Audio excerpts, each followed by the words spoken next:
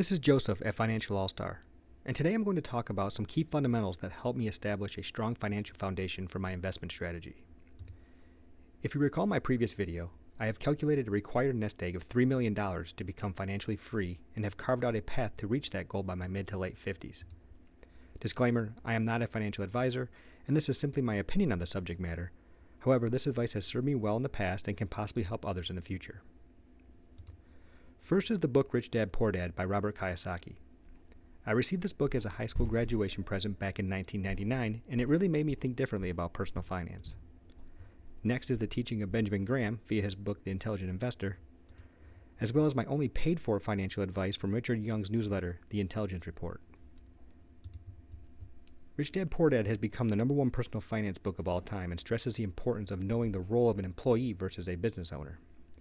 Robert also goes into great detail about the differences between assets and liabilities, as well as how to read an income statement and balance sheet.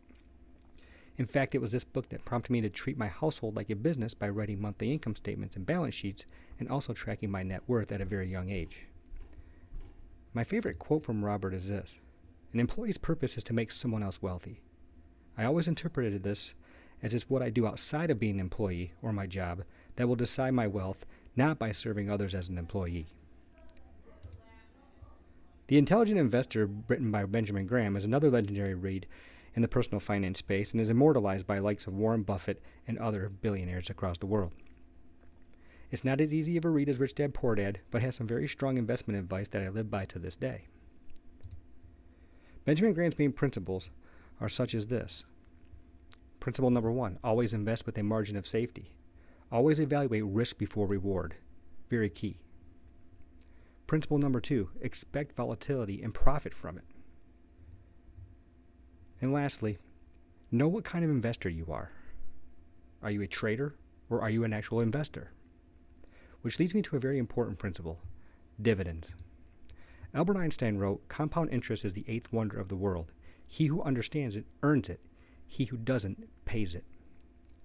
Benjamin Graham evaluated risk of a stock by their dividends, specifically if they paid and increased their dividends each year for a number of years. And lastly, Richard C. Young. They used to have a monthly newsletter called The Intelligence Report and would give specific ETFs and stock recommendations based upon their value investing principles of Benjamin Graham. You can still review their monthly letters free via their website here, and goes through a number of different months, and throughout these articles will give actual concrete investment advice of what specific ETFs or bonds they are promoting at the time. A very specific note from these guys was this: only invest in an individual stock if your portfolio exceeds $350,000. Otherwise, utilize mutual funds or ETFs to remain properly diversified. So with that being said, here are some of my top holdings. One is Costco. I've owned it since 2017 and I'm up 189% since. This is with dividends reinvested. Lowe's is another good investment of mine at 96% since 2018.